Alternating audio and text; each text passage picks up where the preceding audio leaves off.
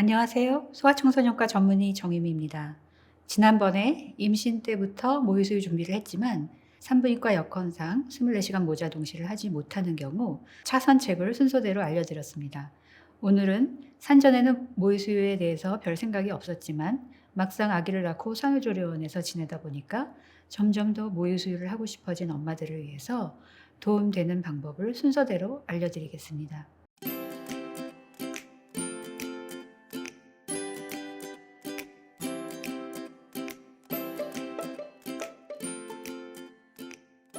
첫째, 지금 당장 산후조리원에서 24시간 모자 동시를 하는 것이 최우선입니다.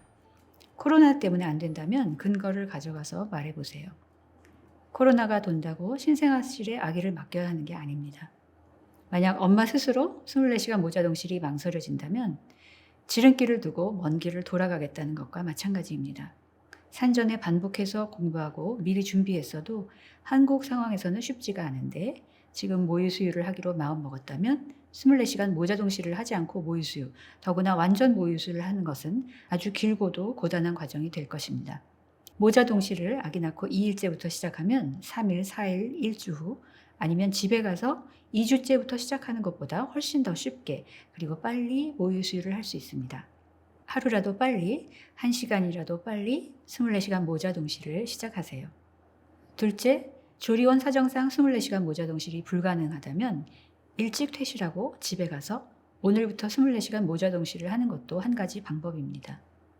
셋째, 조리원 사정상 24시간 모자 동실을 못하지만 오늘 퇴실할 수도 없으면 아기 깰 때마다 하루 8번 이상 수유콜을 해달라고 하고 엄마 방에서 젖을 먹이세요. 여러 사람이 같이 수유실에서 먹이면 서로 비교가 돼서 자신감도 없어지고 감염이라는 면에서도 바람직하지 않습니다. 그리고 의학적인 이유가 없으면 분유는 먹이지 말고 그래도 보충 수유를 하게 된다면 가능하면 컵으로 먹여달라고 하세요. 넷째, 직접 수유 대신 3시간마다 유축해서 먹일 생각은 아예 버리세요. 산후 3일까지는 원래 초유량이 적기 때문에 10번씩 양쪽 젖을 모두 먹이고 나서도 손으로 초유를 짜서 숟가락으로 보충할 수 있습니다.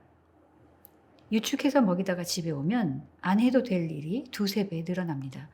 더구나 유축하다 전량이 너무 많아지면 점점 더 자주 짜야 하니 정말 고역이죠. 준비 없이 조리원에 들어갔는데 직수 완모를 원하게 되었다면 퇴실하기 전에 확실히 직수 완모를 해서 나오는 게 집에 와서 혼자 직수 완모를 하는 것보다 현실적입니다. 특히 아기가 유방을 거부한다면 집에 가서야 직수만 할 게 아니라 도움받을 분들이 있는 조리원에서 직수를 완벽하게 익히고 오세요. 밥, 빨래, 청소 안 해도 되는 조리원에서 직접 수유만 완전히 익혀와도 조리원 정말 알차게 활용한 것입니다. 다섯째, 조리원 나올 때가 되었는데 아직도 직접 수유가 서툴다면 어떻게 할까요? 조리원 나와서 완모 희망하면, 꿈꾸면, 완모하고 싶으면 완모가 될까요? 만약 조리원 퇴실할 때 전량이 충분하니 직수만 하라고 했다면 전량이 충분한지 어떻게 아는가 확실하게 물어보세요. 적어도 아기가 잘 먹고 있는지 확인할 방법은 알고서 집에 와야 합니다. 그러려면 출생 시 체중과 키, 조리원에 들어갈 때와 나올 때 체중, 조리원에서 하루에 보충했던 분유 총량과 유축젖 총량을 알아야 직수 완모를 제대로 계획할 수 있습니다. 아기가 잘 자라고 있다는 가정하에 하루 수유량 중에서 분유와 유축젖을 합한 총 보충량이 많을수록 완모 직수는 한 달 이상 장기전이 될 것이고 보충량이 적었어도 잘 자라고 있었다면 더 빨리 완모 직수를 할 수 있을 것입니다. 엄마 젖을 다시 좋아하게 만들기는 전량을 늘리는 것보다 훨씬 더 어렵기 때문에 유방을 거부하는 경우는 더 오래 걸립니다. 총 보충량이 많았다면 보충 수유를 함부로 줄이거나 끊지 말아야 합니다. 특히 이미 아기가 유방을 거부하거나 거의 대부분을 분유로 보충해 왔다면 유축도 계속해야 합니다. 모유 수유 계획에서 제일 중요한 것은 아기의 체중 증가입니다. 잘 자란다면 퇴원 후 집에 와서 깰 때마다 하루 10번 정도 양쪽 젖을 모두 충분히 먹입니다. 여섯째, 조리원에서 대략적인 계획을 세우고 왔어도 다음날 소아청소년과 진료를 받고 앞으로의 계획을 짜고 일주에 2번 이상 모유 수유에 자신이 생길 때까지 진료를 받으면서 상의하세요.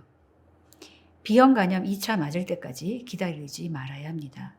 분만 첫날부터 했어야 할 일을 2, 3주 뒤에 시작하는 것이기 때문에 하루하루 시간이 지날수록 되돌리기가 점점 더 어려워집니다. 최대한 빨리 진료를 받고 전량과 수유에 대해서 정확한 진단 하에 치료를 시작하세요. 처음부터 제대로 시작했다면 10 정도의 시간과 노력으로 해결되었겠지만 2주, 3주, 4주 시간이 갈수록 직수완모로 되돌리려면 20, 30배 시간과 노력이 필요합니다. 특히 제왕절개를 했거나 39주 이전에 일찍 태어난 아기는 모유 수유에 더욱 불리하기 때문에 주의해야 합니다. 그리고 유축저지나 분유 보충량 줄이는 방법은 아기마다 다 다르기 때문에 만병통치약 같은 공식은 없습니다. 마지막으로 엄마가 진심으로 모유 수유를 결심했다면 전문가의 조언에 귀를 기울이시기 바랍니다. 맘카페에 물어보고 익명으로 올라오는 답변에서 해결책을 찾을 생각은 접어두는 것이 좋습니다. 스트레스 받으면 끝이에요. 유축만 제때 하면 돼요. 어차피 지금 먹는 양은 적어서 집에 와서 수유해도 충분해요. 2번 부를 때 1번 가고 그래도 유축은 계속 하세요. 조리원은 쉬는 거예요. 푹 쉬다 나왔어도 완무했어요. 조리원이 문제가 아니고 산모 의지에 달린 거예요. 집에 와서는 직수로만 하고 있어요. 할 수 있어요. 배고플 때 바로 주니까 더 잘 물어요.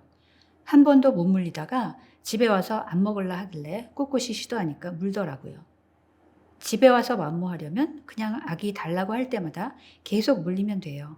발버둥 쳐도 배고프면 젖꼭지 빨게 되어 있어요. 흔히 이렇게 케바케, 에바에라고들 합니다. 케이스 바이 케이스, 애기 바이 애기라는 말이죠. 그런데 이게 정확히 무슨 뜻일까요? 이 세상에 케바케 아닌 건 극단적으로 말하면 모든 생명은 결국 죽는다는 것, 그것 하나뿐이지 않을까요? 그리고 에바에면 성공할 확률이 50대 50, 즉 반반이라는 말일까요? 절대 그건 아닙니다. 산전에 준비도 없이 도움받을 수 있는 조리원에서도 안 하다가 집에 와서부터 24시간 모자동실, 직수완모하는 건 엄마에게도 물론 괴롭겠지만 아기에겐 그야말로 날벼락입니다. 일반적으로 산후조리원에서는 하루에 2-3번, 많으면 5-6번 수유콜을 받아서 직접 수유를 시도해보고 잘 되지 않으면 유축젖과 분유로 보충을 합니다. 직접 수유를 하루 2번 한 경우와 8번 한 경우는 전량과 수유량, 그리고 엄마와 아기가 모유 수유에 능숙한 정도, 유축젖과 분유 보충량이 아주 큰 차이가 날 것입니다. 조리원에서 분유를 500cc 먹이던 엄마가 집에 와서 당장 직접 수유만 하거나 매일 100cc씩 줄여서 5일 만에 끊으면 말 못하는 아기는 꼼짝없이 굶게 됩니다.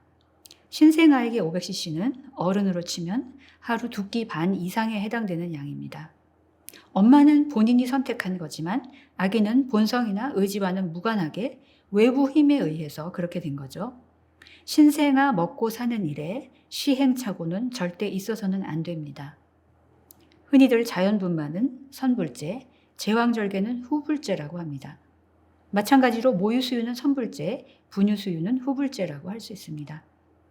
처음 2주 정도만 정말 애를 쓰면 모유수유가 제자리를 잡아서 그 다음은 아주 편하고 순조롭고 또 요즘 같은 시절에 가정 경제에도 큰 도움이 됩니다.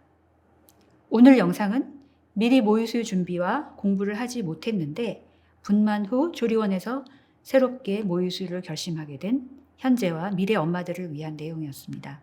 이미 이 시기를 지난 분들은 지난 일을 원망하거나 후회하거나 죄책감 갖지 말고 현재와 미래를 위한 공부와 판단 그리고 선택에 집중하시기를 바랍니다.